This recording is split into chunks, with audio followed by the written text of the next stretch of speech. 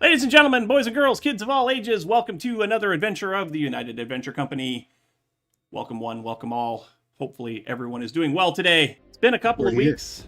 It's been a couple of weeks since we were last together, and hopefully we have some good content headed your way today. A little bit of a change to the format possibly today. Last time we were together, we only went for 2 hours, and that was because there were a couple of folks that were sick. This episode, we're planning on going the whole 4 hours, but we're planning on taking a break about halfway through for multitudes of reasons. But we're still going to try to go the whole 4 hours today, and then that will also give us an opportunity to break it up into two unique adventures for over on the YouTube channel. But to explain more on what is in store for you today, I'm going to hand it over to our illustrious and fearless leader. Take it away, Billy.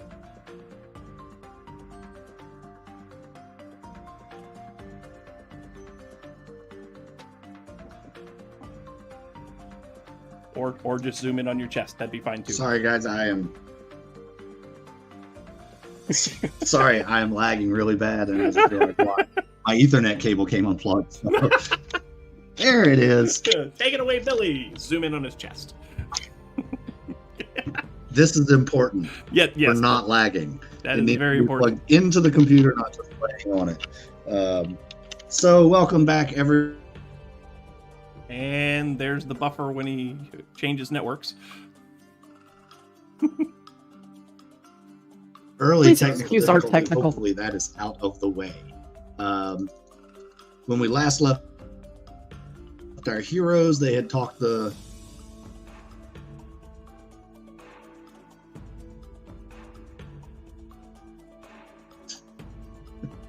Your computer really doesn't like you.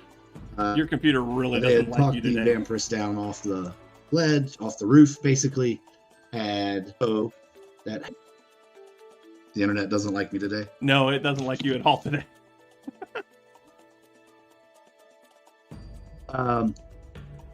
And the foe had somehow mysteriously escaped custody. Yeah. He had mysteriously escaped custody.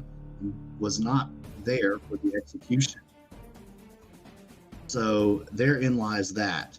The party then returned to their room to make plans to set forth onto the honorable city of Fruiton to root out the goody-goodies and also help cause a distraction while the treaty signing of the vampiric clans was occurring far to the south at the bastion of Ashix the Dire. I believe that's where that was taking place. Anyone have any questions before we jump back into this and get going? When do I get to kill something? All right. Yes, Vale, I agree. I'm tired of not being able to kill anything. I was supposed to be killing Josh, and that didn't happen, so now I want to kill something. It is about time we wet our swords. With the It's blood of time our to wet the foes. sword. So you all are in Karangothar City still. At the inn where you have your room, all that good jazz. Did you decide whether you were going to take a boat or walk it? I believe you had decided to take a boat, but I just want to make sure. I believe that we were going to take a boat as well.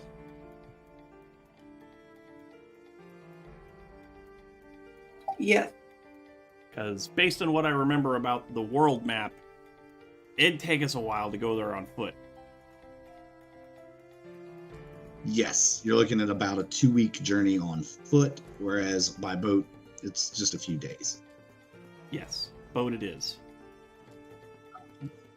Probably under the right sailing conditions, with the right ship, you could make it in 2 days if you wanted to land on the south shore. Here, we'll just look at the regional map.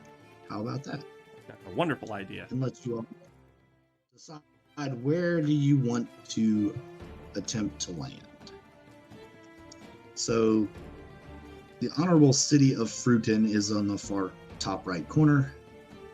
You are down here. Okay. There's Fruiton at the top.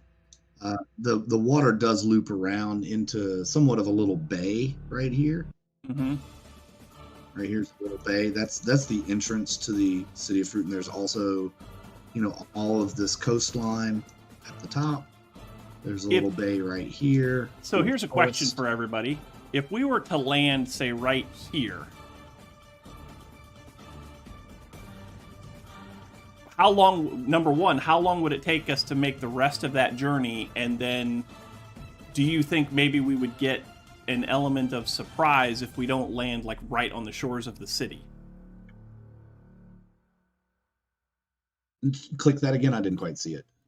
Right up here in this little inlet that's southwest of the city. Oh, and that little cove right there? Yeah. You could make that journey in half a day, probably. Okay. And as far as what you know about the city of Fruiton, from what Josh was so willing to divulge to all of you under your interrogation of him, it is a heavily fortified, walled city with quite the outlook posts. So the element of surprise, depending on what your plan of attack is, may or may not be in your favor. Mm-hmm. Yeah, I don't think we're going to have any kind of surprise if we're coming from the water north. Yeah, like if we land there, we have no surprise whatsoever. We might have a little bit of surprise if we land over here. But if we land over here, where probably the city doesn't necessarily have a lot of outlook posts, then that might be to our advantage. I have an idea. Yes. I have invisibility. Okay. I'm going to post the info in the chat, but I think I can make at least most of us invisible. Okay.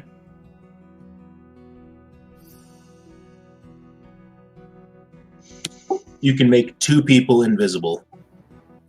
1 additional creature for each slot level above second. You have 3rd level slots, which is 1 slot above second, which is 1 additional creature, aka 2 creatures. Okay. Well, I can make 2 people invisible. 2 people plus yourself, or 2 people total? Total. Okay.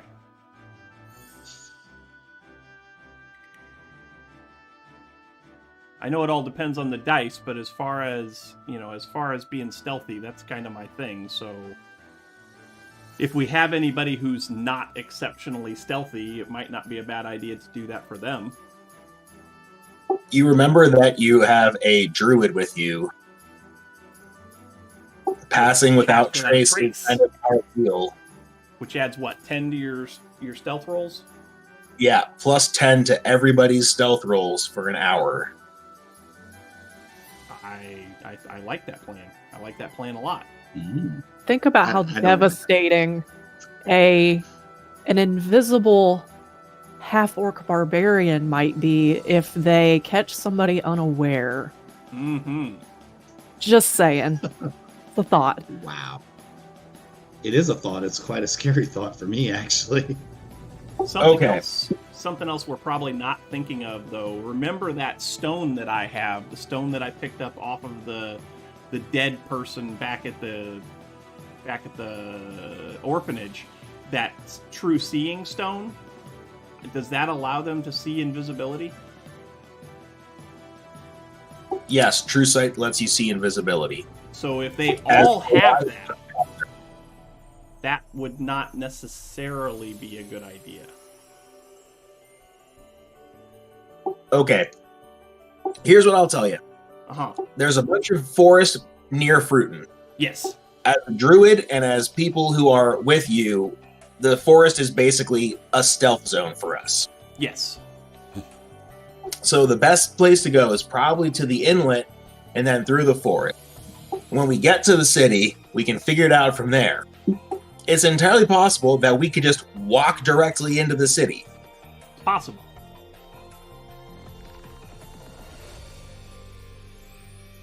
But I think approaching never from know. the woods would be a good idea.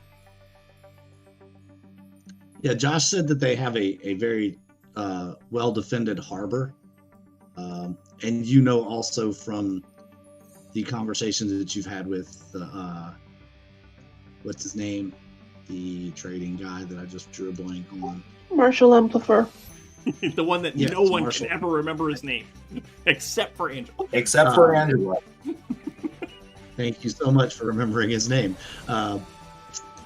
That they are kind of the gateway to that trading zone, right? So they're highly protective of that.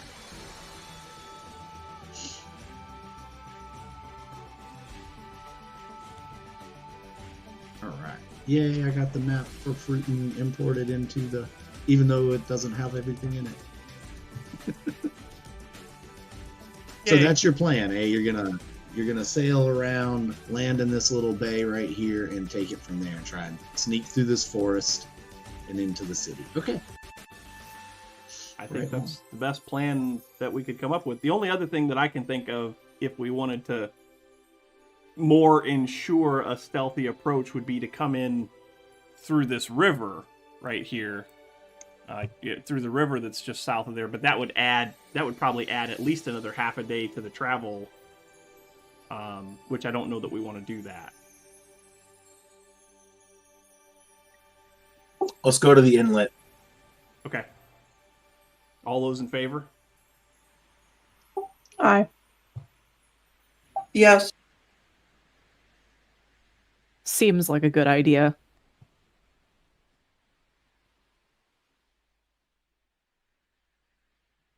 Okay. Where's our boat? Who's supposed to get the boat? Was I supposed to get the boat? I think I'm supposed to get the boat. Or do we have a You boat? all were going to talk to Marshall Implifer because he had That's offered a it. boat once before. That's it. Marshall. We need to go see Marshall.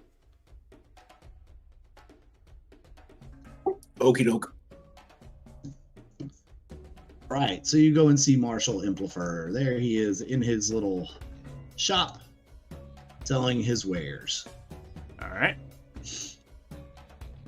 Oh, greetings. And this time you catch as he turns in his chair, you catch what almost appears to be the face of a cat as he turns. His face kind of morphs more human, but you catch it for just a glimpse, like maybe he had whiskers. Oh. Marshall. We need a boat. A boat, you say? Well, I have lots of boats. What kind of boat do you need? Something stealthy. Something that we can kind of keep as hidden as possible on open water, but large enough for all of us. Preferably Big, one that small. can maneuver through narrow coves. Yeah, what he said.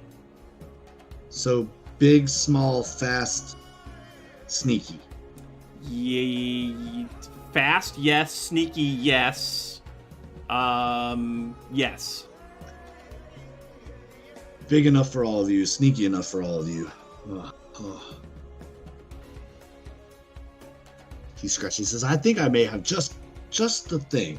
We've been working on something new, and would you be interested in testing it? It's experimental.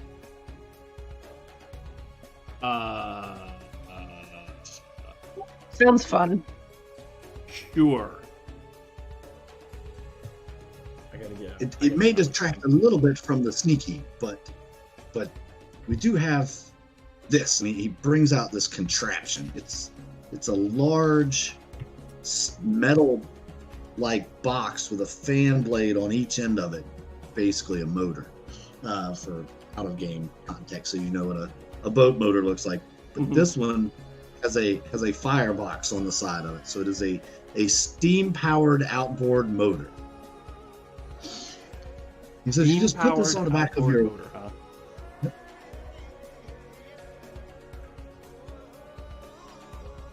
huh?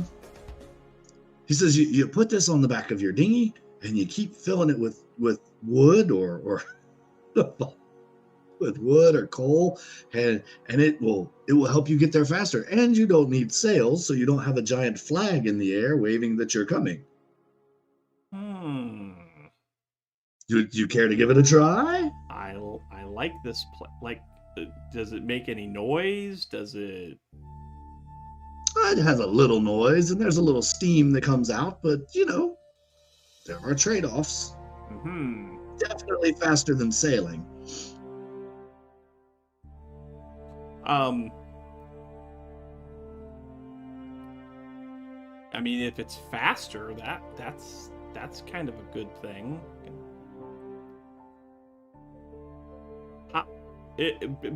How long do you think it would take us to get to, say, Fruiton in a boat that's powered by that kind of a thing? Well, so long as you have enough, wood or coal to power the engine, you could probably get there in 2 days. Whereas sailing would take you 4 or 5.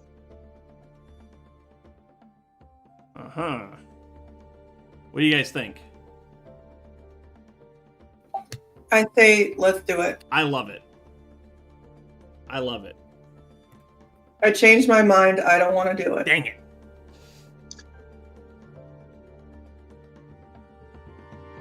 Whatever will get us there, but that sounds dangerously fast. Dangerously fast? If it's dangerous, I really love it. Let's do it. If it moves twice as fast as a normal boat. Boats aren't exactly slow. What could go wrong? We all know how to swim. My sentiments exactly. What could go wrong? Let's do this. History says you can also use dead bodies to power the outboard motor. I mean, they do The burn. dead bodies are your enemies. So. They do burn. Sort of. He says, just take this down and find one of the boats that'll fit you all and what you need to take, and in my crew of slips there at the docks, and tell the harbor master here, give him this letter, and he gives you a scroll. So you will have permission to disembark with my vessel. Please try not to sink it. I mean, we'll try. That's all I can ask, my friend. We'll try. Clark already said the famous last words, so we're clearly going to sink it.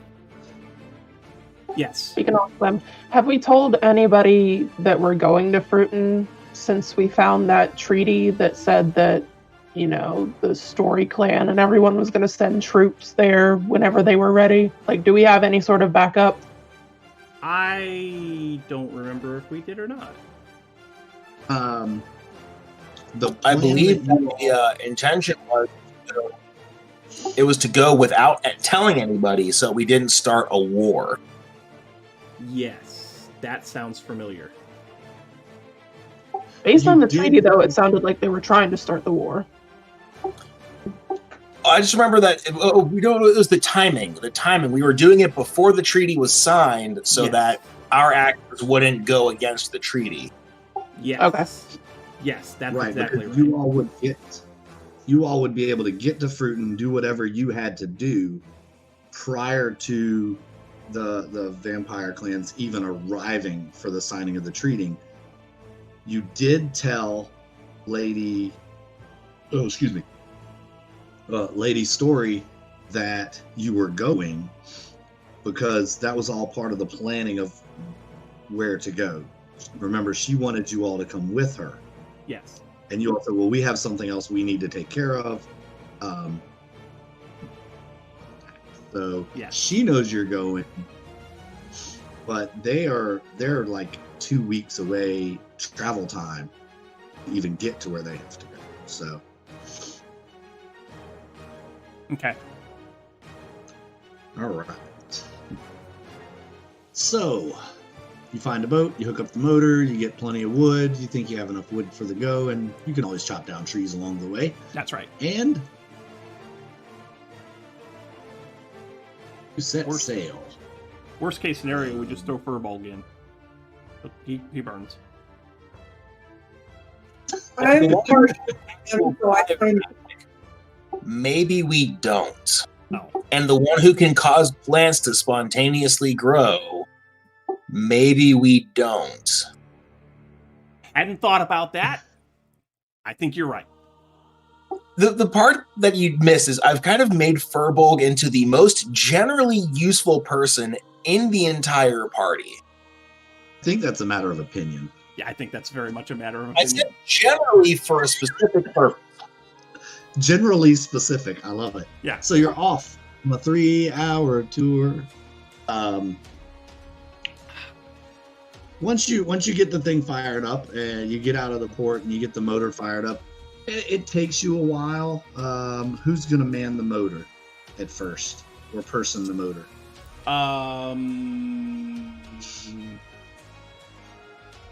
Might want the strong person on it.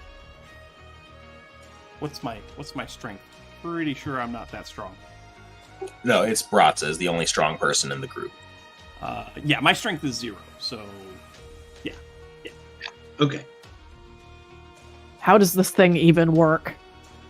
And then I just kind of stare at it with like a sense of indignant please. confusion.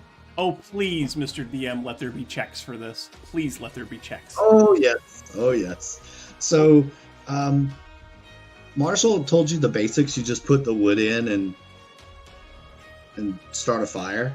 But as you start to examine this, roll a intelligence check first. Ooh. I was really hoping it would just be strength.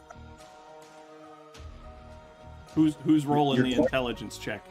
I guess whoever is inspecting the engine, getting it ready to fire up there. Sure, I I'll do. suppose I'm the one who would create the fire. Yeah, creating the fire is not a problem. You can put all the wood in the box and get it going, but nothing seems to happen. All right, Vale, you go for it. No. At least I didn't roll a natural 1. Vale doesn't seem to know. Anybody else want to give it a shot? I'll try in my infinite wisdom of 0 intelligence. Go for it. I got it. Ha! Come on! Come on! My intelligence is at least 4. Come on! Or no, my intelligence. So, Furbolg proved intelligence useful is once 50. again. Stupid see, tree. he's the jack of all trades. Stupid tree. Herbal, you like you look at it, you go, oh, you just do this, and you reach down, and there's a lever on a kind of a wheel with vents, and there's a series of them, and you close the lid on the fire, you open the smokestack on it, you open the vents, and you can kind of see the smoke and heat pulling down into the motor. Then still nothing is happening. You're gonna need to take another look at this thing a little bit more in depth. Yes, Istri, -4 is also a number. I got a 3 on that intelligence check. I don't suppose I could use insight to figure out, knowing that it's steam and knowing what is already there. Sure. Whew. Hey there. All right, I got an 8 insight because I have 8. So you're pretty sure there's got to be a valve somewhere on the bottom of this to pull water up to create the steam. So you fumble around down there and just roll a dex as you're getting out into the bigger water. The waves are starting to get a little bigger. Roll a dex save. Make sure you stay up. You fall overboard. Oh, yeah. Furbolg overboard. Am I close you enough get to hit have I was standing like right behind because remember they were all like, Brata can control it. So I was standing right there. Do I get like some sort of a reflex to try to grab Furbolg as he's like toppling into the water? Sure, you can roll. What would athletics or That would be Yeah, I don't know. well, I mean, it would be like an go for, athletic. I guess. So athletics. Yeah, go ahead and do athletics. That's fine.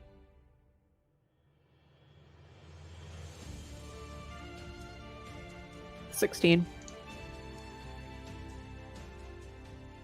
All right. You're able to grab him well enough.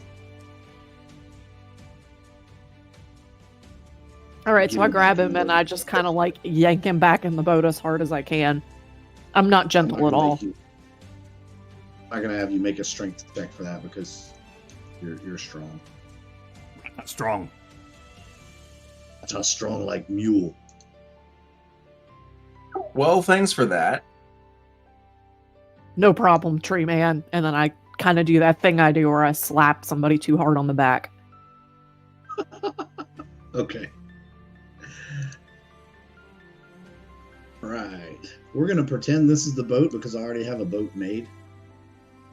Okay. It's not.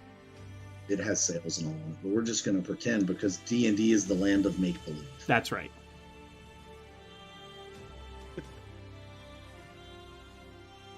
Right? Isn't Well, I'm that in my right, everyone? position of D&D navigation again, aren't I?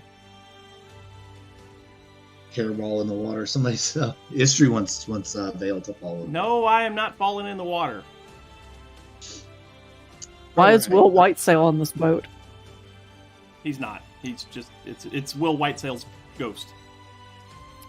Okay, Of your destination. gotcha.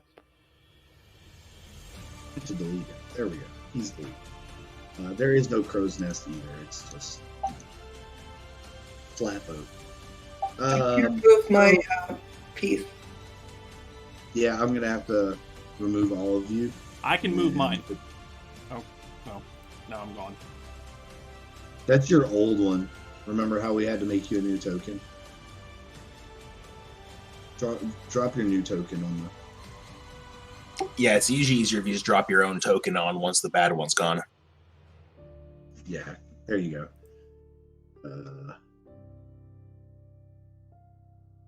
Because I remember for some reason we had to make you a new token. It wasn't working correctly. So, there you are, Brata. Okay, everybody's on the boat. Yay! Wow, it sounds like there's a drag race out. All right, it's my favorite book in all of Dungeons and Dragons. My Good favorite. book. I don't know. Josh's is pretty good, but this has all the good stuff in it. Now you're wet. You still haven't gotten the valve open to pump the water up, although you do figure that it's there.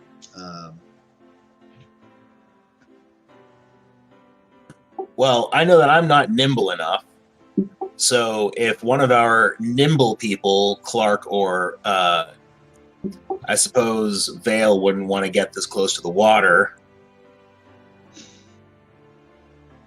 I don't want to be in the water.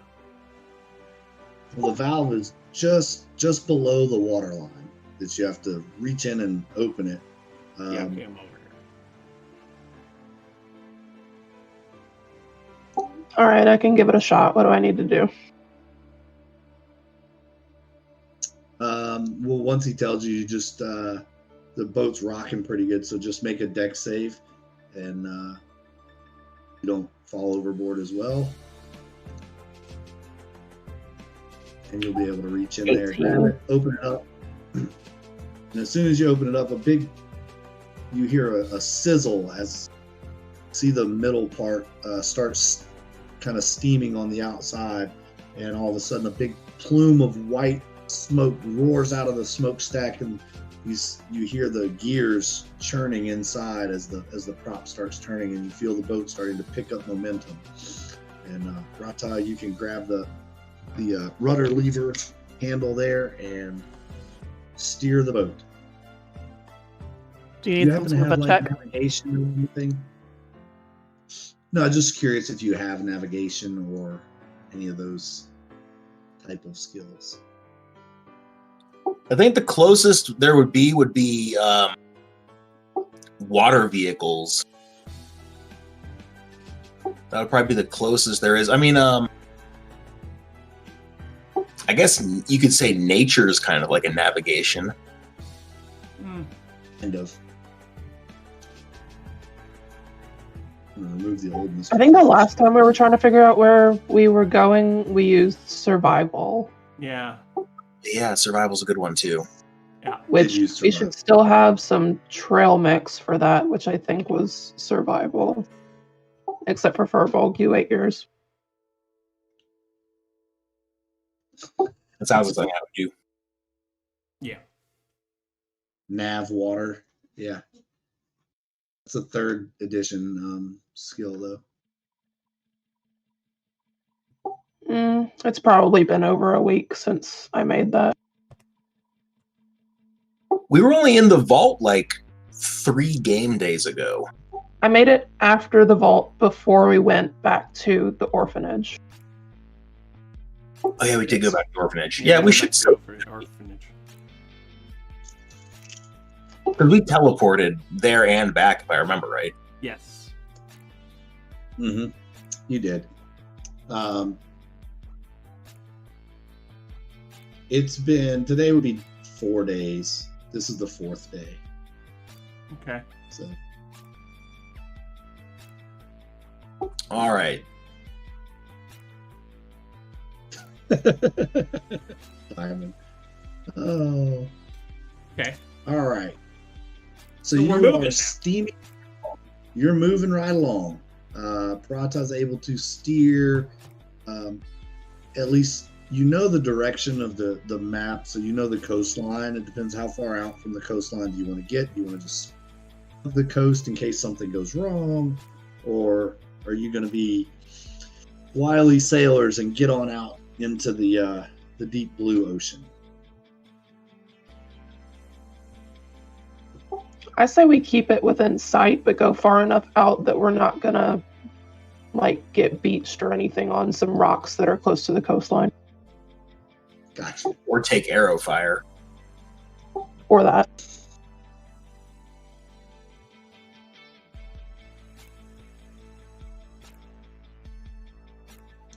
Okay. All right. There are lots of. Here's what I'm going to do. I'm going to put us back on the regional map since that has the coastline on it, All right. and then because there are lots of bays and inlets and little things like that.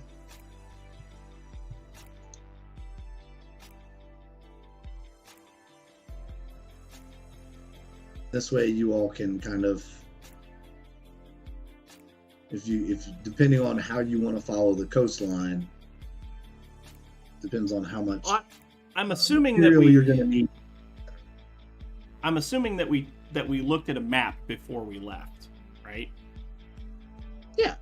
That's how you have this knowledge of. So I think we probably would have come to the conclusion that leaving Karengother, once we got past this little point right here, that if we just sailed straight north, that would cut off a lot of time instead of trying to follow that whole short line inlet thing. Because if we try to keep the coast in sight, we're going to be doing a whole lot of this, At least getting started anyway. Question. Do we own a map? I don't think we Yeah. own one. I No. haven't said you bought one. No. Okay, well, I suggest next time we're in Karnagotha, we buy a map. That's probably But no, it's like Marshall's like, hey, here's the ship that's like experimental. I want you to try it out. I'm gonna send you out, but I'm not gonna give you a map. So absolutely. If anyone has, I could always Yeah, ask my that's- whale friend. if anyone has wilderness supplies or survival supplies, you should at least have a compass.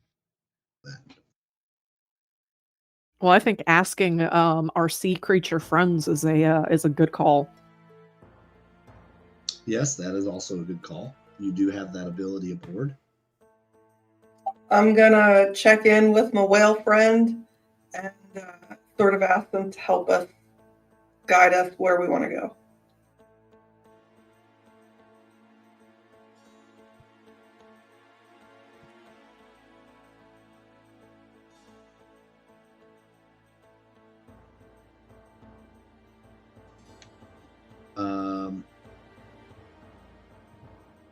You are specifically seeking out to your whale friend, or to any sea creature within? Any sea creature within.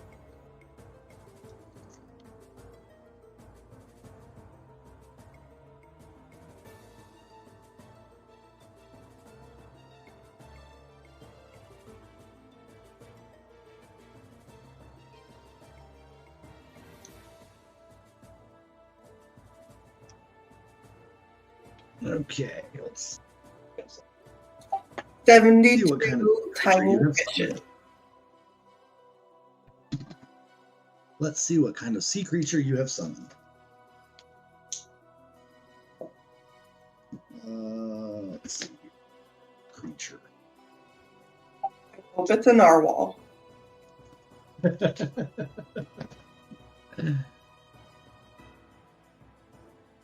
I mean, it could be Baba Yaga's house again. Mm-hmm. I don't think that's a sea creature. But why couldn't it be? It could. Because it's a chicken house. It's a Zoidberg. It's magic.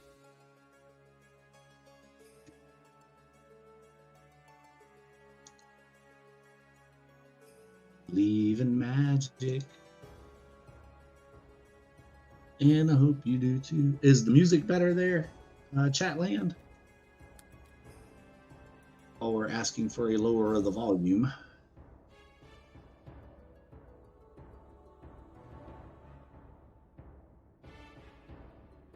Okay, Would be good. hilarious, Thank but you. no. It would be funny, but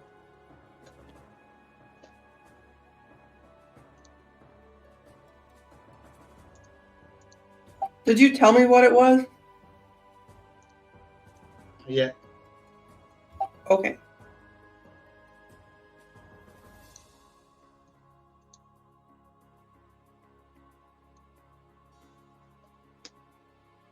So up alongside of your ship, boat, steamy thing, floats a small little fish.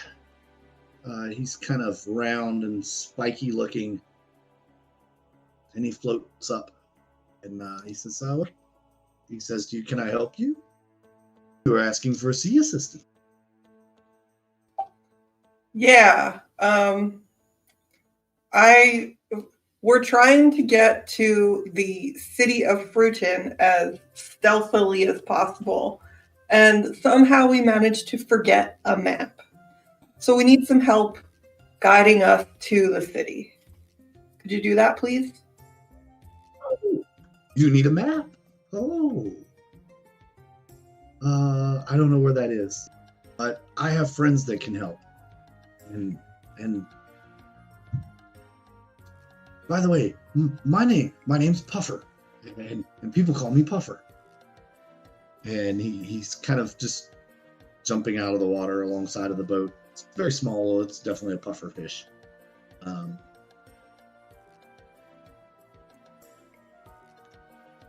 It's wonderful to meet you, Puffer. I am Thariel, and these are my companions. Clark, Oh, you're Rata. wonderful. You're great people. Okay.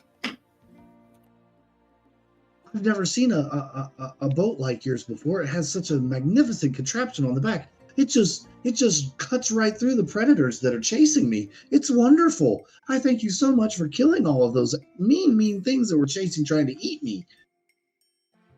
And as you look behind, there is a trail of red behind your boat. It looks as though you have run over something that was trying to eat the pufferfish. I'm glad that we could help.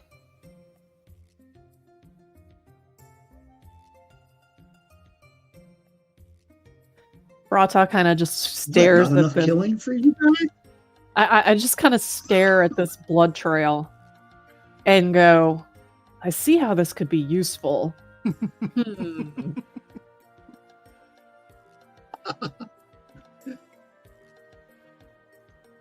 Hmm.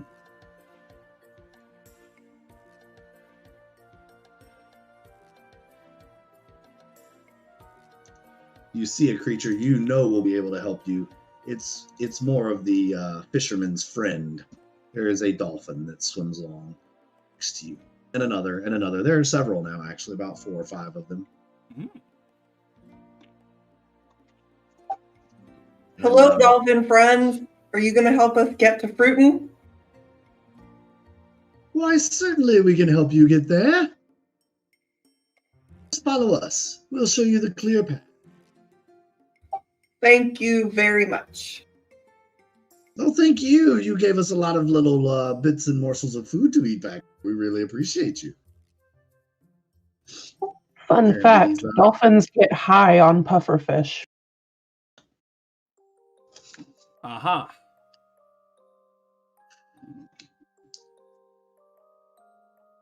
I did not know that. That's is that like licking the back of a psychedelic toad or something? Is it? I guess. I don't know a lot about it. I know they just like bump into them and make them puff up and use their toxins to like go into some sort of trance. Huh. It's weird. I really wish I would have known that before this encounter, because I could have used that to my advantage. But hey, oh well. You still much for could. that. You still can. It's not too late. For the right donation, the dolphins might get high.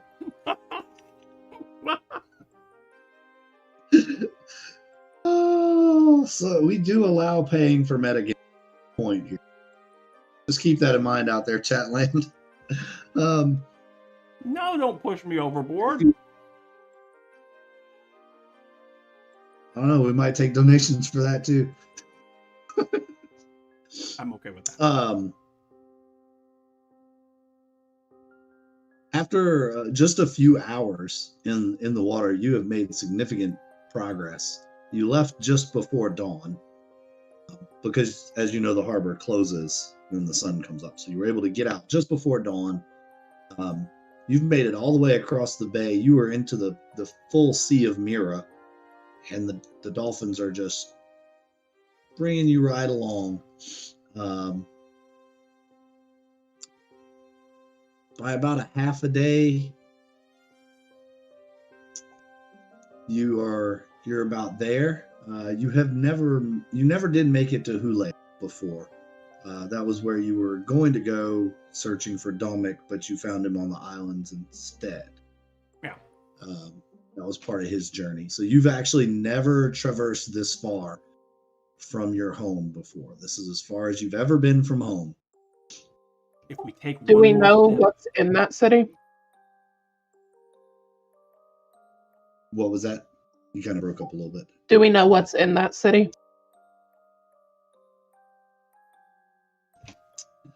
You know that was one of the cities to Karangothar.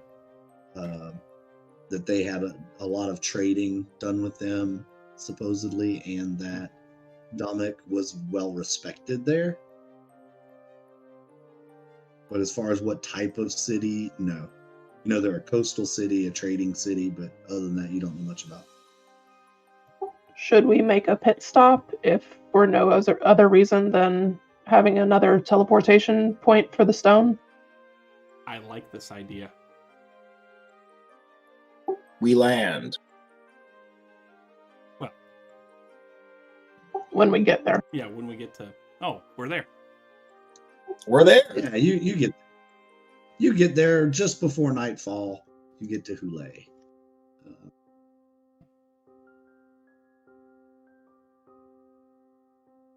Okay. There it is. Doodle-doo-doo, doodle-doo-doo, doodle-doo-doo. It's almost like we were Map supposed to change. stop here. I've had this map since session 1. Believe it or not. I believe it. Hule is actually a very small village. It's not a very big city at all. It's a very small village, just a little coastal township, really. With your standard fare, a dock, you know, there's a harbor master's house. There's some warehouses for storing and shipping. There is a large ship in port, and then you all dock right up here All where right. that little boat is. That is your little boat. Okay. All right, everybody. 10 minutes to stretch your legs and go to the bathroom, and then we're leaving again. Wait. Do we really want to sail at night? Maybe. Does anyone have navigation or wilderness survival? I mean, I'm a wisdom class, so survival is my thing. I'm just not proficient in it. I have to do much surviving. It's worth it. Yeah. Remember, I got It's up lost to you in all a if you want to sail. Remember, I got lost in a corn maze that hadn't even grown yet. So It's true. True story, y'all. True story. Maybe I can get some anglerfish to ooh, angler. give us some light along the way. I don't think that'll be enough to sail by. Maybe we should stay overnight. As you pull in with your engine steaming full steam ahead, you notice the people on the docks all stop what they're doing and are staring at your boat in just confused amazement. And as you tie off a few of the dock hands, they're looking like, what is that? How does, they're just obviously curious.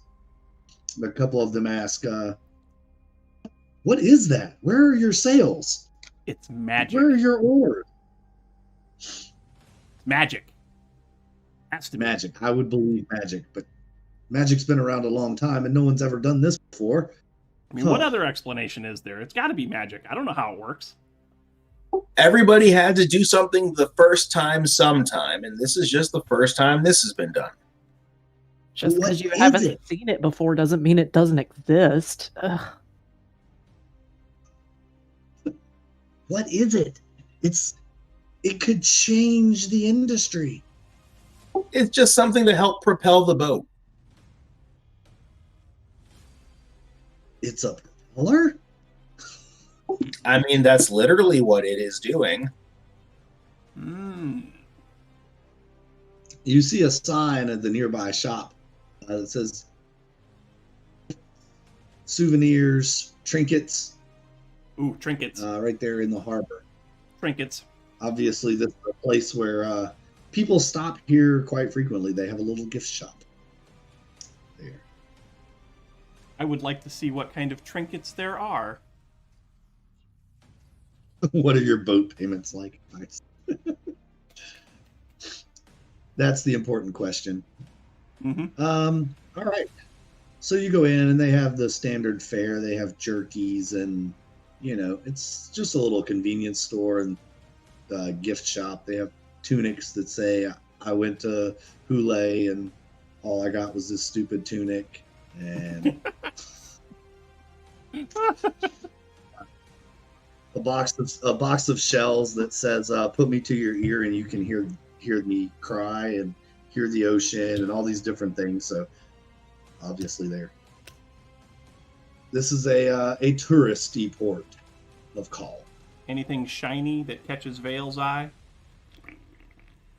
Oh, there are lots of little shiny trinkets and goodies in here. From the small shells to these little, there's a stick with strings and a ball on the end of it. And you catch one of the small townsfolk children just bouncing it, and the ball's going around and then unwinding itself. And this kid is just amazed by that process.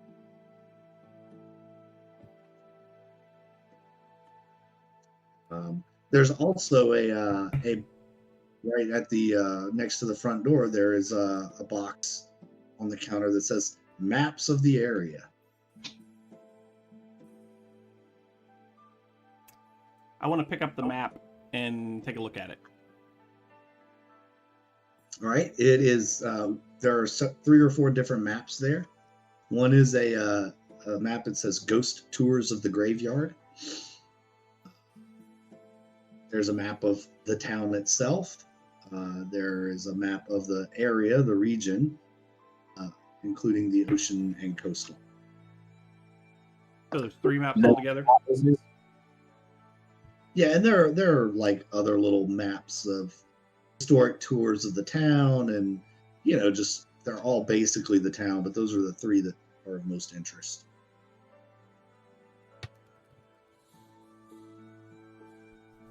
About this time, Brata is kind of stomping into this shop and just kind of walking around like she does with her arms crossed and just kind of glaring at everything and kind of like, what is this and why should I care? I mean, obviously she walked in there, but yeah. Vale So I kind of walk over to Vale and just kind of like stand very close behind him and look over his shoulder. Okay. You see a map. Well, not really a map, but a brochure in this stand that says, "Visit the tomb of our greatest warrior." Ooh. That intrigues you. So I And just you kind of pick it up like, and start reading. yeah. All right. While you read that, Clark, what are you doing? I'm still hanging out by the boat. All right, you make sure nobody steals it. So there are quite a few people standing around the boat asking questions. How does it work? Is the biggest question, and then there's this kind of old sailor kind of guy. He's definitely been on the water for many years. He's scoffing at everything and just, oh, what are they gonna think of next? You're gonna put good salesmen out of ship. You're gonna put them out of work, fancy contraptions, all that kind of talk. Do you want to engage with them at all? Do Any I of them? understand how the boat works well enough to even begin to explain it?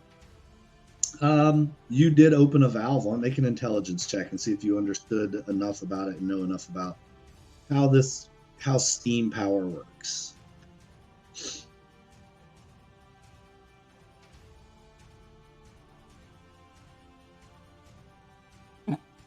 I do not. But you think you do. But you think you do. And you are emboldened by your sure knowledge of the system that you start to tell them how it works. Yeah, And- man, you just throw stuff in there and the boat goes.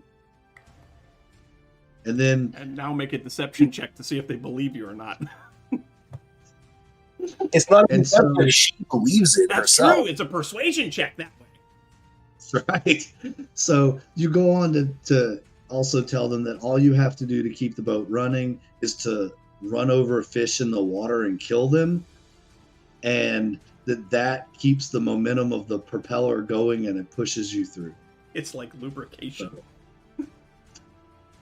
It's actually blood magic. Yeah. Blood magic, exactly. It's magic. And Awesome. so yeah, make a persuasion check and see what these fine townsfolk think of you. Think of your story.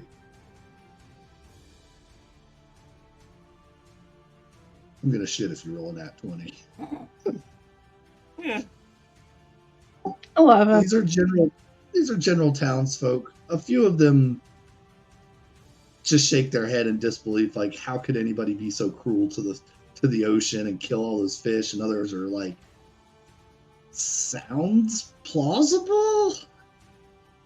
There's the old guy in the back is like, you just crazy people want to put fishermen out of business, running over your fish and killing them to power your magical boat with its blood magic. Love it. Love it. I'm just ignoring the crotchety old man.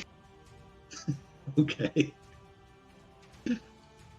Isn't that just kind of standard practice for crotchety old men? People are just like, whatever, dude's crotchety, don't pay him any attention. Ignore him. You can't change their minds, so what's the point? That's right. This is true. All right. Sterial, what are you doing? I followed Brata and Vale to the place with the maps. I'm just kind of watching, not really engaging. Okay. Furbolg, what are you doing? I guess I was kind of just following Vale temporarily. Okay. Being the connoisseur of goodies and snack items that you are, you see they have a wide range of jerkies and trail mixes here that intrigue you. Some flavor that you have never seen before. They have a free samples counter. Free candy. Well, then I guess I will try all of the samples. All right. They have everything from your standard like deer jerky. They also have a very unique thing they call puffer jerky. It's basically, if you ask, it's made from puffer fish. So you wish to try them all? Yeah. Okay. Less convinced now that there's poisonous puffer jerky involved, but Roll a Constitution save. Ooh, Constitution. you better believe I got this. He says. 10. You eat a few different flavors, and some of them don't really agree with you, but the quality is there, and you can appreciate that. But as you get a little more inquisitive about what goes into the process, and you pick up the puffer jerky, the attendant there in the shop says, "Now that one may have some strange side effects to some people. You don't look like your average human, so I imagine you might have an interesting experience yourself with this." Like, he doesn't look human at all, so Mostly I am not human. He has legs and arms and hands. So it's not like he's just a tree trunk hopping around with limbs out. I'm I mean, human. besides the blue skin, he's basically there. Yeah, he's from the Blue Man Group. Yeah.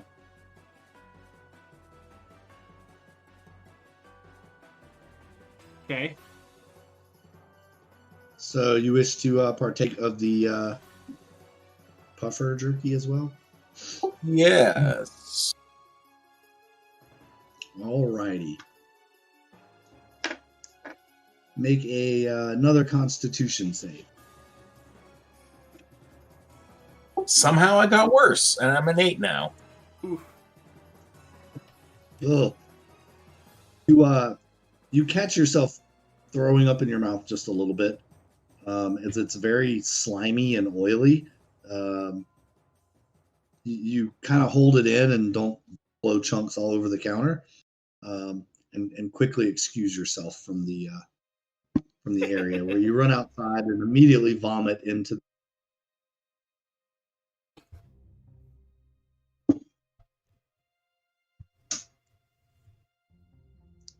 Well, all right It's then. yet to be seen should there be any other effects from this. All right, Vale, what are you doing with the maps? I'm stealing the map that is of the tours of the cemetery. All right, make your I guess that would be sleight of hand check. All right. Yeah.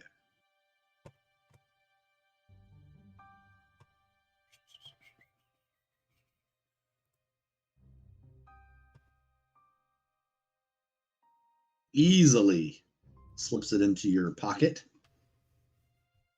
Because Brata is standing behind you, kind of acting as a shield so no one can see what you're doing.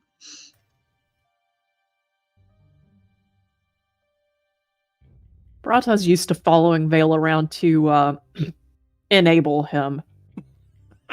My enabler. All right.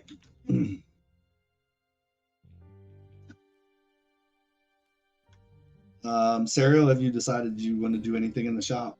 You see Furbolg eat. All of you see him eat something and then run out of the shop very quickly. I'm gonna check on him, see if he's okay. Yeah, sure. So you go outside and he's kind of just finishing heaving over the railing of the docks, and he looks a little more green than usual, you would say. Hey, Furbolg, do you need anything? Are you okay? I don't know.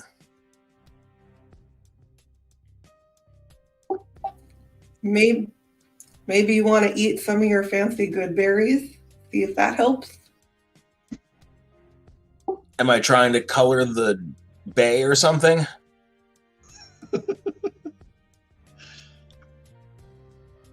Maybe it'll make the taste go away.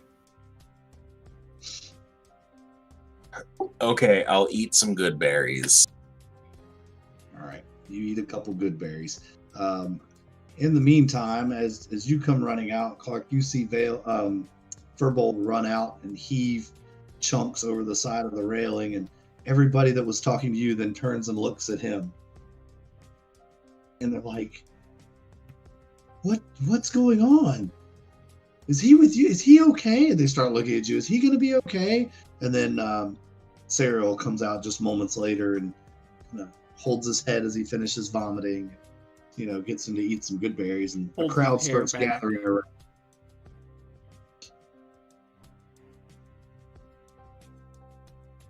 Yeah, I'm just gonna push past all the people and make my way over to Furbolg and see what's going on.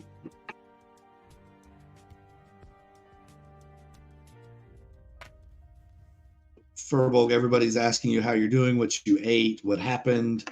I take it you go into a rant about the puffer jerky. I don't know about a rant so much as I do not recommend the puffin jerky.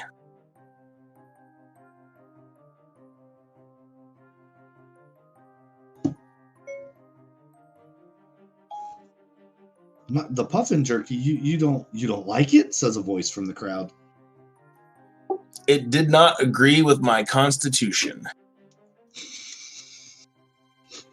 But we're all raised on that here. There's nothing wrong with it. We've been eating that since we were babies. As the cook of the group, would I know that pufferfish is highly toxic if not prepared correctly? Yes. I'm keeping a close eye on Furbolg. Okay. So essentially the entire village has been microdosing on puffin toxins. Since they were born. And if you ask anyone about it, they'll basically tell you that they've always done it. Like, no one knows why, but that's just been their tradition of their town, is that's what children are raised on. Lawsuit. That's right, Gabe. Sue the thrift shop. Get a lawyer. We don't use lawyers. So, Vale and Brata, you are in the gift shop still. I guess you just stole the map. You're pretty much done. With that, what else are you doing? You gonna try to steal anything else, or Did you gonna get out? Did the owner go outside to see what was going on, what all the commotion was? No, he pretty much knew what had happened because he saw Furbolg run out, which was a great distraction for you to tuck the map in your coat while all that was happening. Or in your coat pockets, whatever you have, fur. Where do cats hide things on their body? You know what? I don't want. I have a secret spot. It's fine. You're not. Not there. Anyway. Were there any maps of the area, not just the city?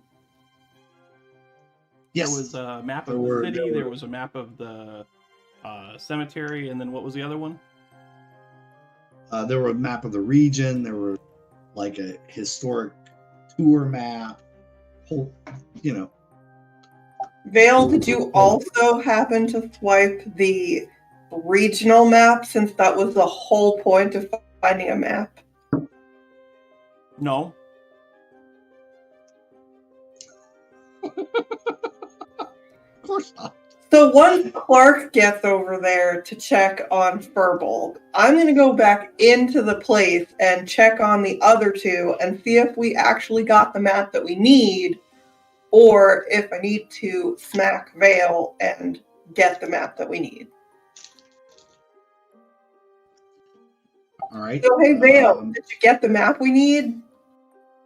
No. What map?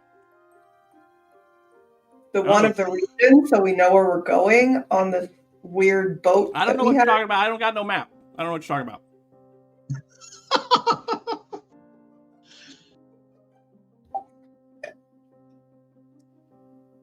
Did you find a map of the region?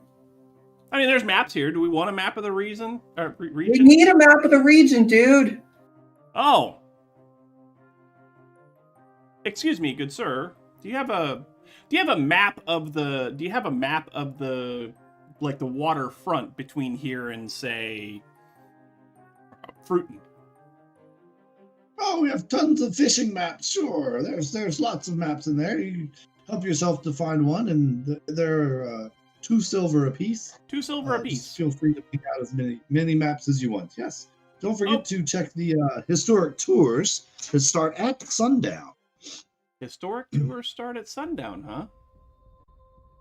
So I look through there and I find a map of the I find a fishing map and I give him 2 silver pieces. All right.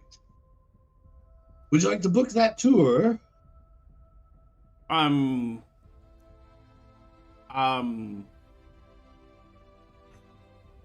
I put the brochure with the Yes, I would. about the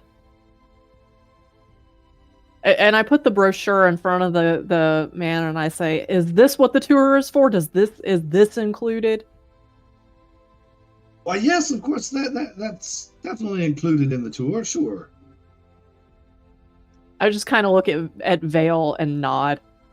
Yes, I flipped the coin and it came up yes. So yes, I would absolutely love to book the tour. Yes. How much is it? Okay. It's a gold per person,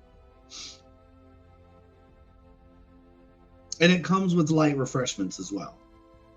An assortment of trail mixes. Will there and be any jerkies. puffer fish? Oh, if you would like. Yes, No, but no, I do not want. I don't want the puffer fish. It's something against pufferfish. No. They're my friends. I don't want to eat them. Fish are friends, not food. I love it. Okay, that's fine if you prefer something else. I just thought a person of your upbringing may appreciate some fish, but apparently not. I have no problem with What is fish. that supposed to mean? I have no Well, I problem mean, with look at fish. him. I like fish. But after seeing what the fish did to well, he is a tree. You know what? I'm gonna try some of that puffin fish stuff. Okay. Well, here's our free sample counter, and he brings you a little platter of several different types of jerky, and he says, "This is the puffer fish right here," and it is kind of a yellowy fish meat, very oily looking, on a bed of rice wrapped in a piece of seaweed. So it's sushi. Basically, yeah. Fair.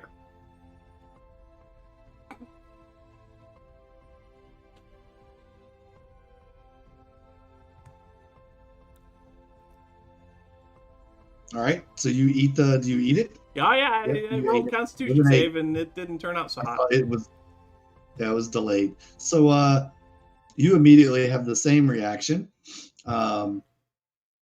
And You feel it bounce right back up from your stomach, and here it comes. You gonna run outside as well? Nope, I'm yakking right in the floor. Like a Hairball true style? cat. Wait a minute. Hold on. Yep, right on the floor. Right on the floor. Yep. All right. And As hold on. well. Yep, there's a hairball too. He says, "Well, I guess, well, that was a bad batch." And he takes everything off the platter and just kind of puts it away. We'll save that for another day. Perhaps I could. We'll save it for another day. Okay. Perhaps I could interest you in the best fishing spots as well. I don't think we're gonna be doing any fishing. No. No, Well. maybe, but no. Oh, okay. Well, I guess I should probably get that cleaned up before someone slips. If you don't mind, it's time to close down the shop anyway. You folks have a fine night and enjoy the tour. By the way, it's self-guided. If you want a tour guide, it's an extra $5. Just follow the marker map, and there's little plaques that can tell you all about everything. If you only need I to had a map. Darn. So you paid for the tour, so you get a tour map. Oh, He hands you the map. great.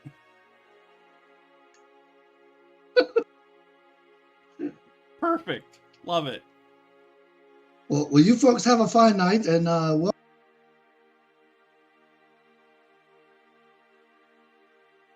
Well, come on, Brata, let's go. All right. Serial, are you in here too, or did you go back outside? I think Serial was still in there. All right. You walk outside, and here's your stupid map. Yeah. As everyone comes out, Clark and Furbolg, you've just about recovered from the incident. Clark, you're there explaining to him what happened, poisoning, raw fish, the whole 9 yards. And here come your compatriots out of the gift shop, and the door closes behind them, and you hear a solid thud as the bar goes down over the back of it. Okay.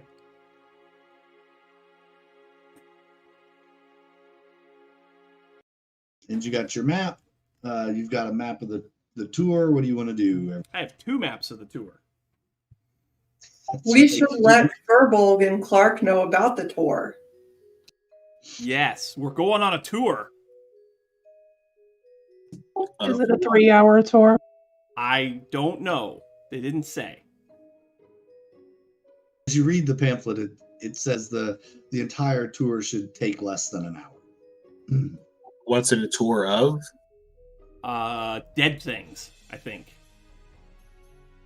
Yeah, it's the cemetery tour. There's a Of- tomb of of a great historic and- warrior. Sure. I'm just not excited about anything right now. Maybe Yeah, we'll it's- learn about the town or find some fancy things for Vale to steal, which will clearly lead to a bunch of zombies that we'll have to fight. There could be things for me to steal. I'm in. How did that not be the first thing that went across your mind? I stole a map. You already Okay. stole something. You already stole something this hour. All right. So you open up the tour, and it's basically is a map of the town, just like you see here. And there are numbers on the map Okay. indicating stops along the way.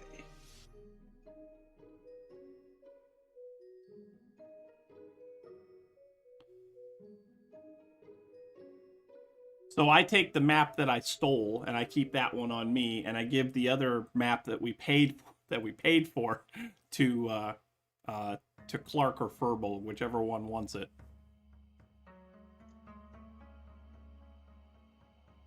I don't think Furbolg wants anything at this point, so I'll take it.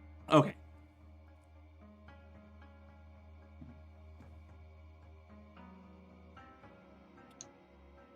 There are 7 stops along the tour.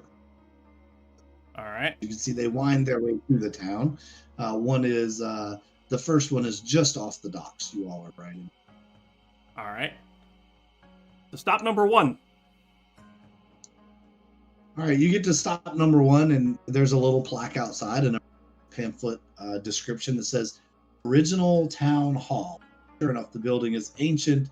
It's an old wooden and thatched structure that looks like it's about to fall down. Okay. There is a sign on it that basically says Town Hall established, and the date you can barely read, but you think it says 642. And what year is it now?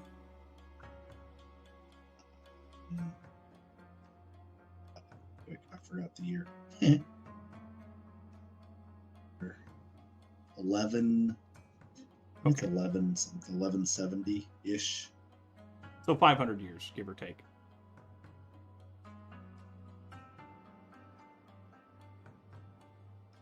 Which would date it just after the end or just during the end of the last Great War.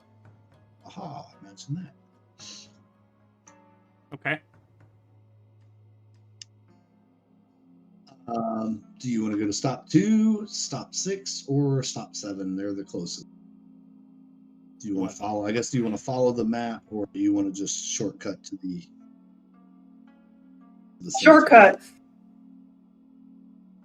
They beat me to it. Shortcuts it is. All right, shortcuts it is.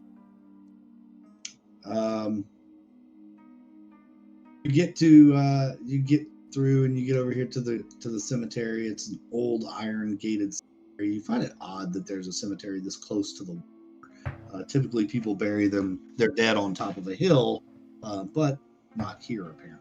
There is a freshly grown. Is there a marker on said freshly dug grave? Yes. Whom is buried Yes, there here? is. In that spot, it is someone that is affectionately named Old Man Dave. Old Man Dave. The short inscription on his tombstone says, "He would have rather died at sea, but he died at me." Whatever that's supposed to mean. Uh-huh. In the far back area of the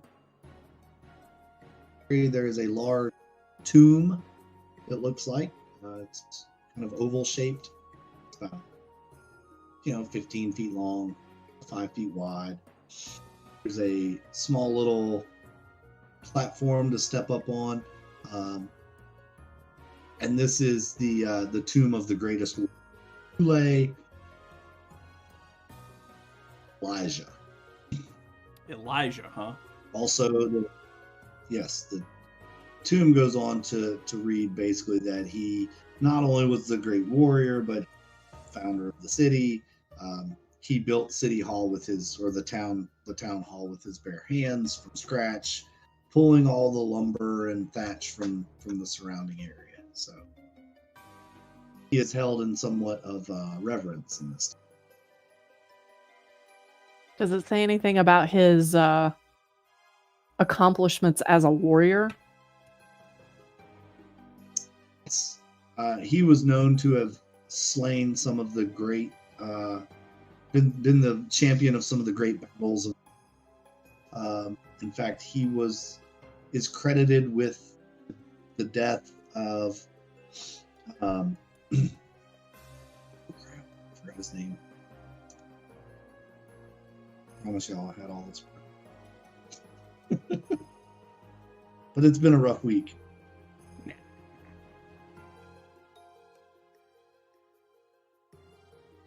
He was credited with the death of Joseph the Great, who led one of the biggest armies on the side of good in the war. It was the last battle before the treaty was negotiated. His conquering in that battle was the signing of the treaty, basically by the good side.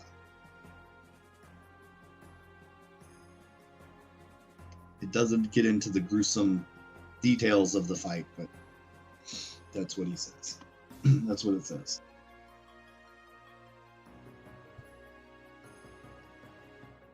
Okay. Anything else? I want to look around and see if there's anything else that looks intriguing or important about this tomb area. I'm going to ritual cast detect magic. All right. Got a ritual cast detect magic. What is Furbolg, what are you doing? Since we're here at the tomb. I mean, I'm just wandering around, but also if we don't want to be here for 10 minutes, I'll just straight up cast detect magic. Okay, so you cast magic. And Clark, what are you doing? Also just wandering around. Wandering around. Okay. Brata, anything specific other than admiring brave fighter's tomb? I want to take some time to like thoroughly inspect this tomb. What exactly are you looking for? Or are you just looking for how it's made? I mean, what type of inspection are you doing? I'm looking for anything that is weird or is telling in some sort of way. Looking at how it's inspected. So I'm not looking for something specific other than I just want to look it over really well. Okay. I think I know where you're going with that.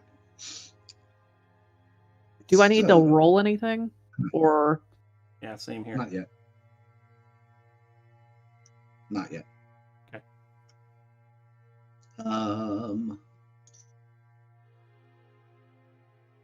Through the door of the tomb, Furbolg, you do see a little magical glow coming from around inside of the tomb. There's obviously something magical inside. Cyril, did you continue with your ritual casting of detect magic? No, there's no point if Furbolg already cast it. Okay, so do you have another action you want to? I'm just going to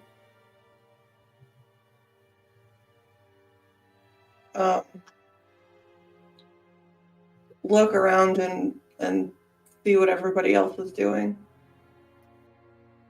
Okay. I'm just going to take it here as if you guys are looking around, basically wandering through the graveyard, looking at, reading names and seeing if is that a fair assumption to make? Is what wandering around means?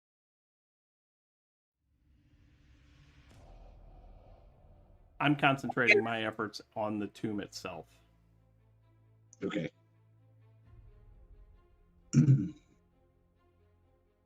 So one thing is kind of striking about the graveyard itself. All the tombstones look very, very old, with the exception of Old Man Dave's. All of them look very old, weathered.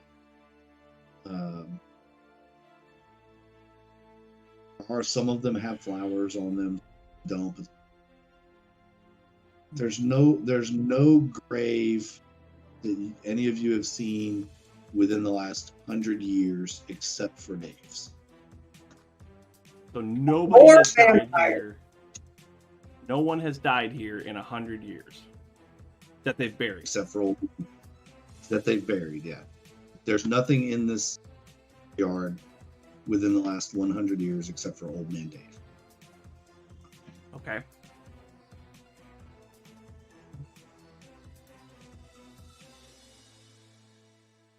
Furball, All right. with the noticing the glow inside, what are you gonna do anything about that?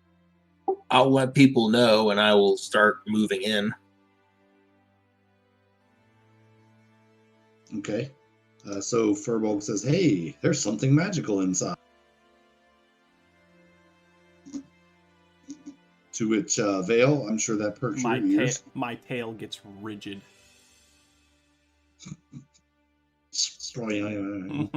I'm very interested as well. Brata, you notice all of the hallmark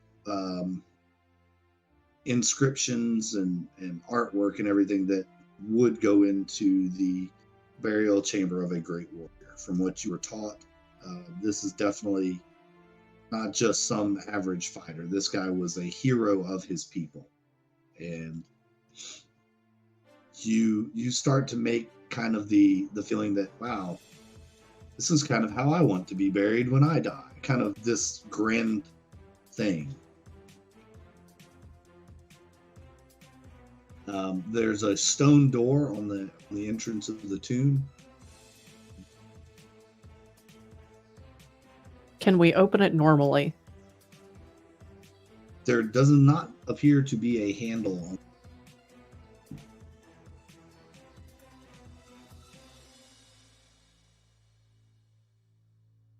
Does it look like there's a button anywhere?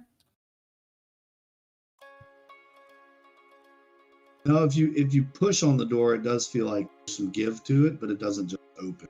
There must be a lock mechanism somewhere.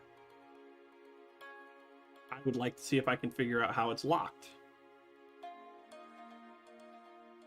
All right. Roll your. That be. Since you don't know where the lock is, you have to find, I guess, Investigation? investigation, yeah. Okay. 18. You see that there are what look to be metal pins up and down and side to side. So there must be some kind of mechanism or something to pull those back. Does that investigation check, would that also allow me to see if it's trapped in any way?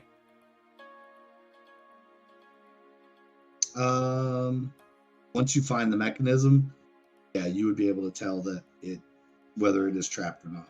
And is it trapped? No.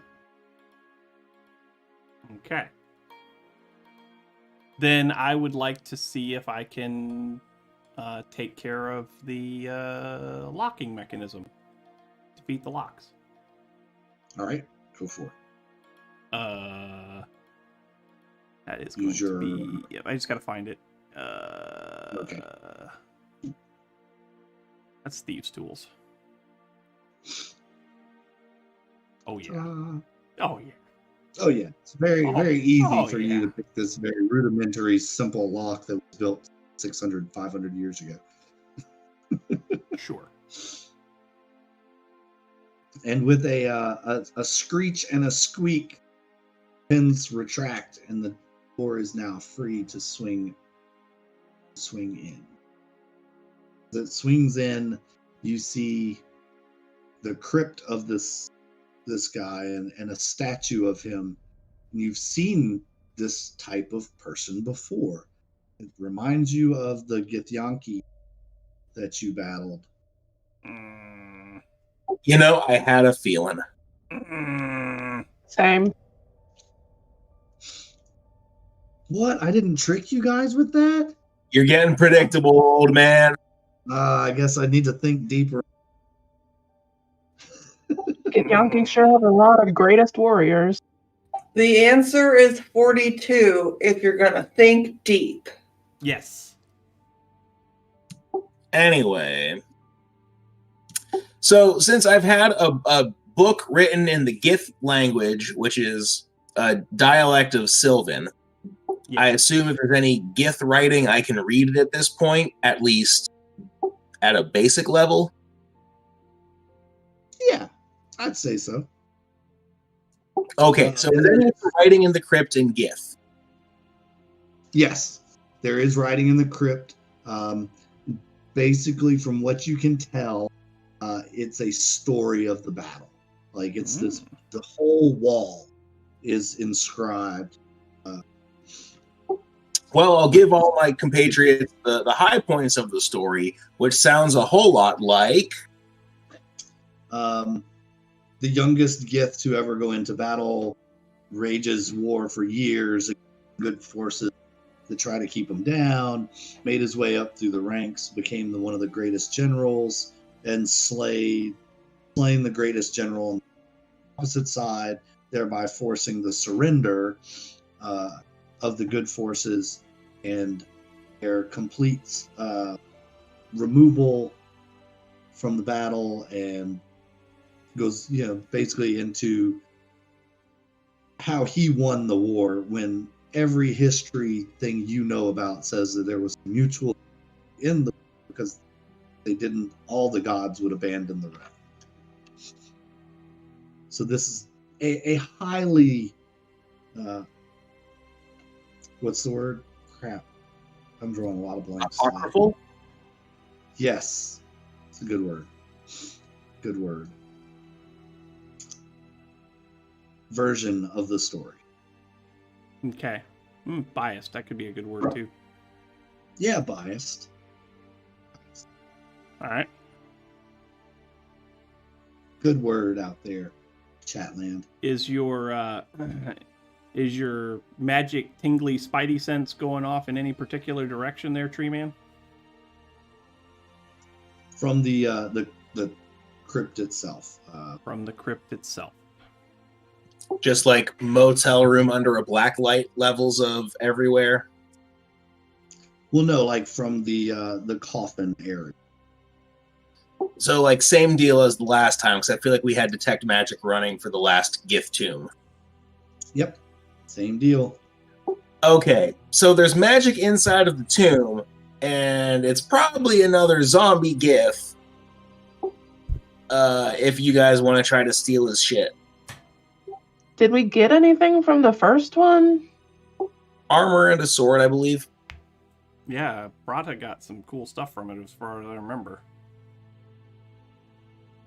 Yeah, it was a pretty awesome sword and armor. Is there is there anything else around the room besides the tomb? Any other like chests or containers or anything like that? Two on one side and the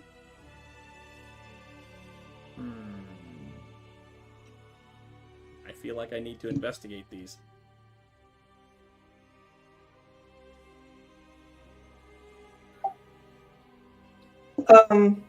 My only concern is that, in theory, this town is supposed to be an ally of ours, and if we fuck with their warrior, they might hate us and then not be our allies. So here's a question, though. This is a Gith warrior's tomb. Those people out there are not Gith. That we've seen so far. And that they might be friends of the Gith, even if they aren't Giths themselves. Now, here's one other thing. We did have the opportunity to talk to the other Gith before Stabby McStabber decided to stab it because he doesn't really know how to do the talking thing. If I recall, it was because I grabbed his weapon. Not because Might have been that. Not because Vale was being stabby, although, Vale I wasn't is at stabby. that point. I wasn't being stabby. I was just looking around for stuff. The other Stabby McStabberson Oh. tried to grab something to stab with. I got you. correct. What if we put the idea of fucking with the Gith in our back pockets and at least finish the tour before we attack it. This could also be an after party thing for after we deal with Fruiton. So you're saying And that we just- don't have to do this now. We could come back. Yeah. Yes. We can teleport to any place we know once per day. And then that way. This sounds like a great idea. Let's come back. Mm-hmm. Because then they won't be like, oh, it was clearly those new people who were barfing all over the place and poking around in our graveyard. Yeah, it's There not is that they don't know who you are. You're pretty memorable. All right. So we leave. We finish the tour. Is anything else eventful on the tour? Basically, as you go through the rest of the tour, you do learn that the city was founded Gith, and that as you learn more and more and more, that the people that are here are descendants of the founders, so they are part Gith, but 600 years of breeding and interbreeding with humans and other Got races. it. It's like we should have finished the tour in the right order to know what was going on. Yeah, but who could have known that? Who could have known that the only way, that the right way to do this was in sequential order? Who could have known that? I would like to check the map to see if there's like, there's always like text on the map that tries to get you to actually go on the tour. I'd like to see if it's like explore our Githyanki past or something. Well, there's not direct language saying Githyanki, but it's explore our town and learn history and of our city and where we plan to go, kind of. Well, where do they plan to go? Nowhere. Apparently, this is the one of the oldest cities on the coast. They plan to stay just like they are, kind of like Karengoth. They don't want to grow. Bloodhound going very slow. Man, Nice. vampires sure are resistant to change. Yes. Yes, they are. All right. So what time of day is it here, DM? It is dark. It is nighttime. You have spent several hours exploring. You come out of the tomb. It's dark. Are there significantly more people out and about now that it's dark? Not really. There are different people out, but not necessarily more. Okay.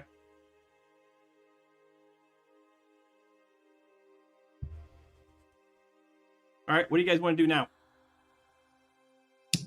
Call it a night. Probably a good plan. Mm-hmm. Okay. Do you want to There's sleep on your boat or just camp out under the stars?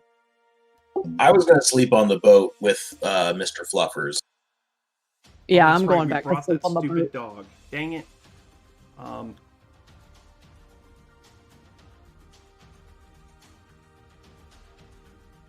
right. Fine, I'll sleep You on sleep the boat. on the boat. Night passes. Thankfully, you get up the next day, and there are more people that are just kind of standing on the dock, looking at your boat. It's like they're waiting to see how this thing works. Somebody make a wisdom check. Whoever's All right. manning the fire. I will do that Okay. as the wisdom person of the group.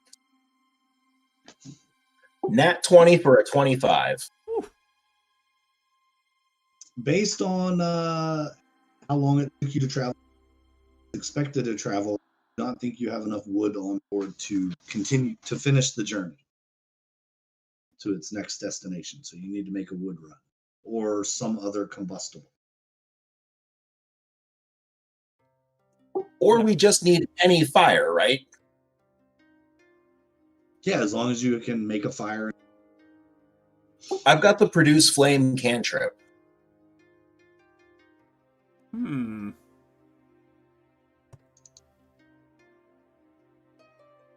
How long does it last? It lasts 10 minutes, but because it's a cantrip, I can just recast it every 10 minutes. You can cast it as often as you like.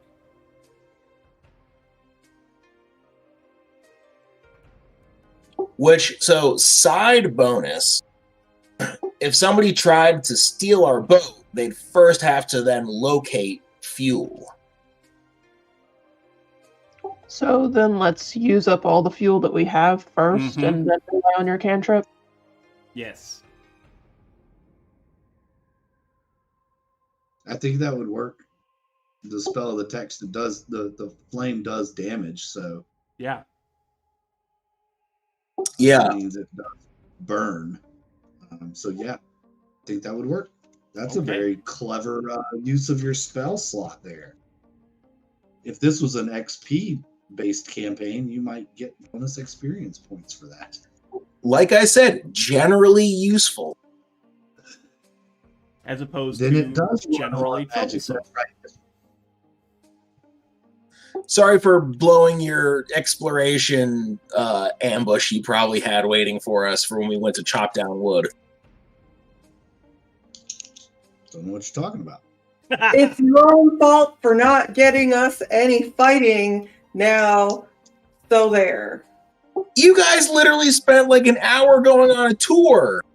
And I was ready to wake that son of a bitch up and go to battle. So, but you guys were like, well, we'd always come back. So here we go. Besides, does it count as a fight if it takes one round of only half of us acting to end it? Well, I don't know if it would have only taken one round. Not this time. Anyway, Continuing we're on. off. You're off. You set sail. You figure it's only going to take you about half that you wanted to get to. All right. So, leaving morning, eating your ration and snacks, it's only to get there. You have a map. You have dolphins that are helping guide you.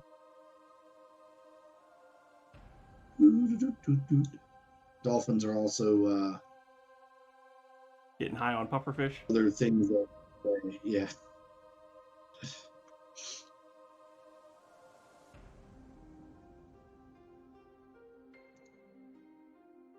Oh yeah, whoever the official navigator is, I gave him the map that we got from the place. I forgot to say that, but yeah. Okay.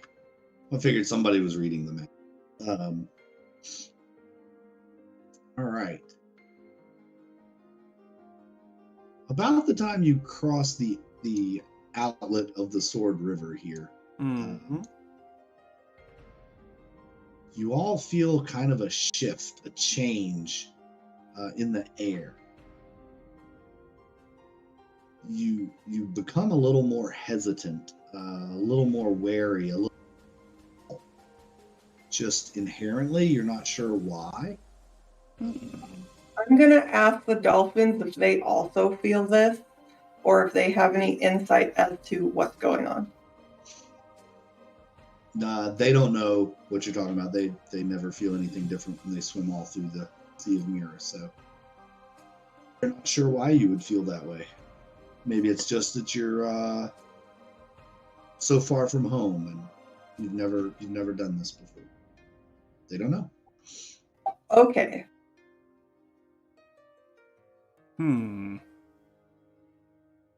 Could I make a wisdom check based on being a spellcaster that has access to things like protection from evil and good, like barrier-y type magic, to see if like I can tell what is going on here? You could couple that knowledge based on the history of the region that you know and things that you've been told. And you could probably make a stab at it, sure. Be a shot. Okay. I'm a fair DM. Well, that wisdom was only an 8, so I don't think I know shit about what's going on. Nope. Not magically or any like that. You do remember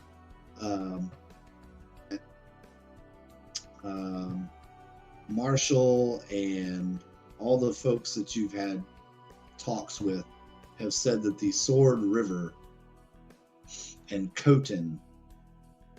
Those were the gateways to the north, and that always seemed to have kind of an ominous tone to it. And you also remember that in the treaty, the north and south were kind of the north was the good territory, and the south was given to the evil people of the realm, and very rarely do those cross.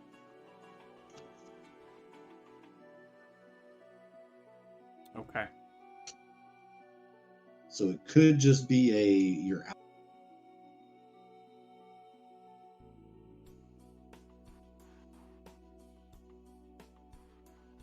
It's just gas from the pufferfish. yeah, that too.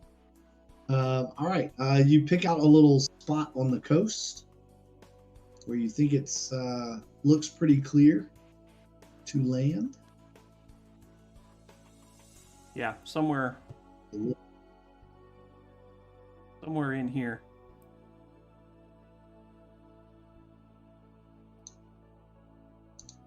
All right, you land your boat using maps like a monster. Okay.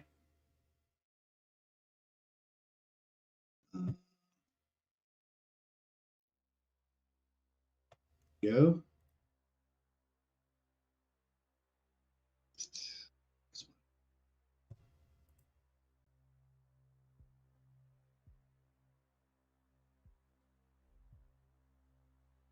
I need a small boat token.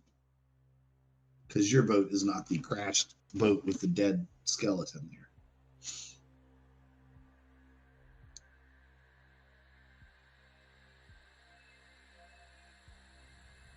Right. And you notice it's a coastal area. It's definitely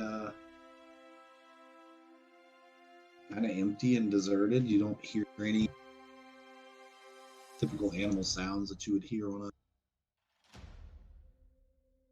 on a beach.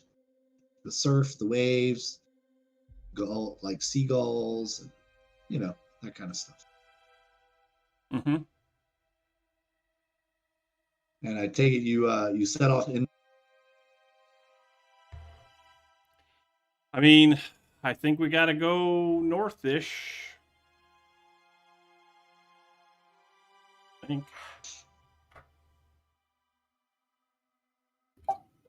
Are you looking at the map? I mean, that's the Is only that helpful?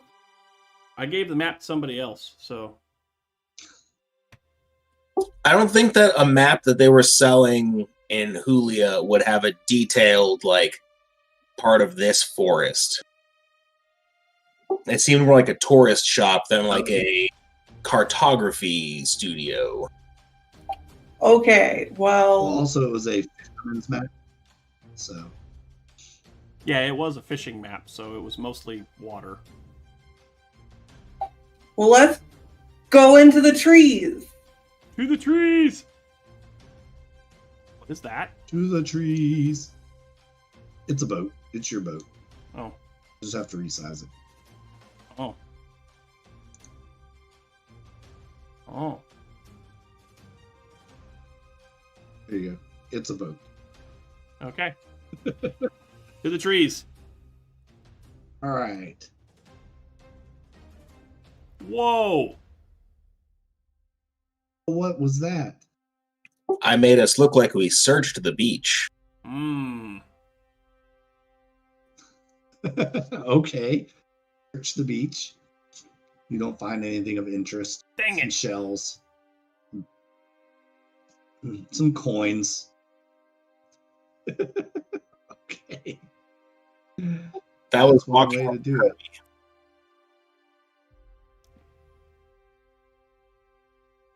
All right. I think there we go.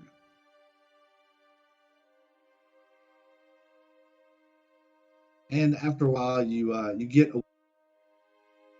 to the more forested area. Why didn't this map load? Hold on. Crap. It loaded. It's just the wrong size. Yeah, it's very, very tiny. I think. Well, I don't even see it. It must be in the far right top. Oh, yeah. Top left. So I've been having an issue with Roll20 lately, eating maps, resizing them. They had like something.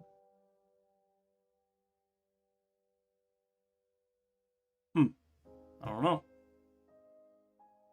But I've been having that issue. It ate one of my maps. Like it just is completely gone.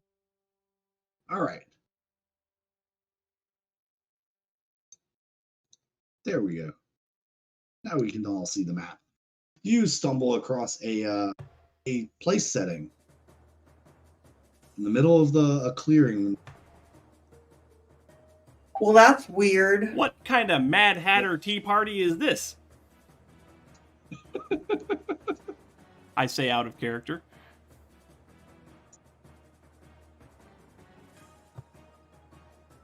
It looks as though the table's in quite the disarray. There's a mess of food all over there are some small little woodland creatures eating crumbs of whatever it was.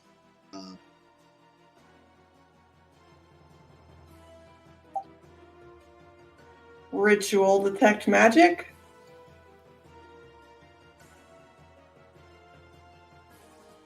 All right, while you start Perform an casting your investigation.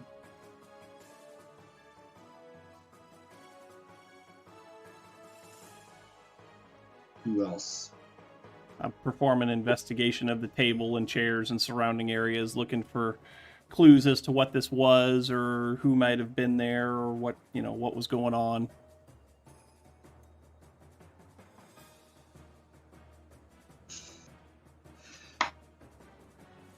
Throw the cat into a tree. Wow, man. He doesn't like me. Just got Stressy doesn't like me. All right. Brata, Herbal, Clark. Yeah. Brata's... Go ahead, Furbolg. No, just that I'm also investigating, and Mr. Fluffers will also, especially with his sense of smell. All right. So I'm kind of hungry, and I'm like eyeing these food scraps. I'm not quite dumb enough to just eat them, but I'm strongly considering it. Okay.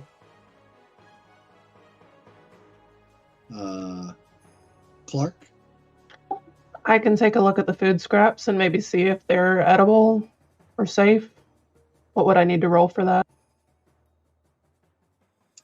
Investigation. And what is your cooking skill linked to? That's your wisdom, right? Wisdom, yeah.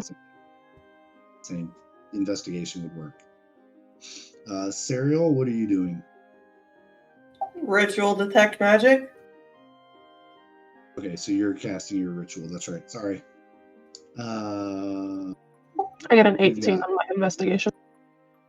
18, 14, Mr. Fluffers 13, Furbolg's 11. All right. So a various of amount of information comes out of the investigation. Basically, it's obviously somebody had some sort of a meal here. Table's a mess. The food is odd for what being in the middle of the forest. It's like cakes and cookies and pies and very strange assortment of food to be out here in the middle. There is a couple of tea kettles in the center and teacups around everything. Mr. Fluffers starts barking at one spot. He jumps up in at this chair right here and just starts like sniffing and barking and pawing and like he smells something he wants. I'm sorry, which chair was it? Okay. All right. Clark, as far as the food itself goes, it's definitely edible, but you don't know about really getting into it. But what ingredients were made. That looks like it's all made with normal ingredients. We have an orb of true sight or something like that, don't we? I have it, yes. A jewel of You true wanna sight. notice that Mr. Fluffers is going crazy and use that? Absolutely. All right, Serial, your detect magic goes off, and all of the place settings glow. All of the silverware, all that. These are tree stumps, by the way, if you're wondering what those are. I will share with the class that everything seems to be magical, so be careful what you touch. Okay. All of these, the surrounding area, you see all of these kind of marks right here. These are all like prints all around, going in all directions. Animal tracks, footprints. How big are the footprints? Like standard animal size. There's rabbit tracks.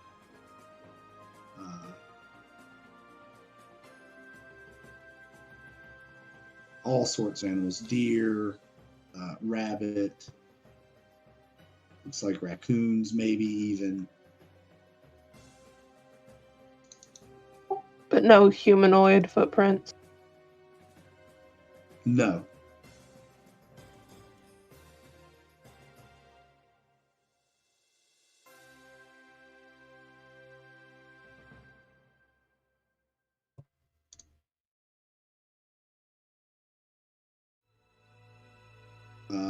I guess want to eat something, or are you going to heed the advice of be careful what you touch? It's all magical.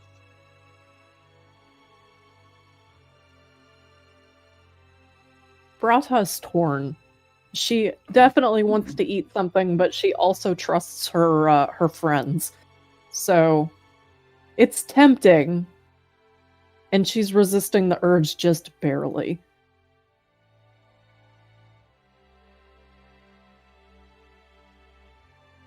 All right. So you don't see anything specific. True seeing. There's nothing there, but if you do investigate the itself, there's some fur on the chair. So there's nothing. So there's nothing physically there except for fur. Yep. Okay. Can I try to identify the fur? Yes, you can try to identify the fur. All right, what would you call that? Nature? Nature, sure. We'll give it a nature check. 19. All right. It is a feline fur.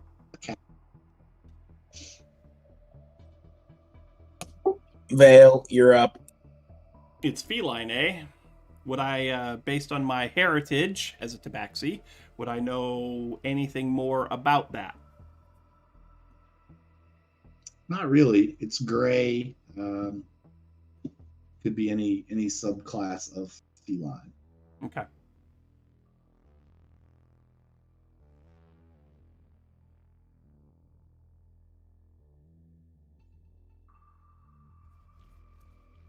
Everyone roll a perception. Perception.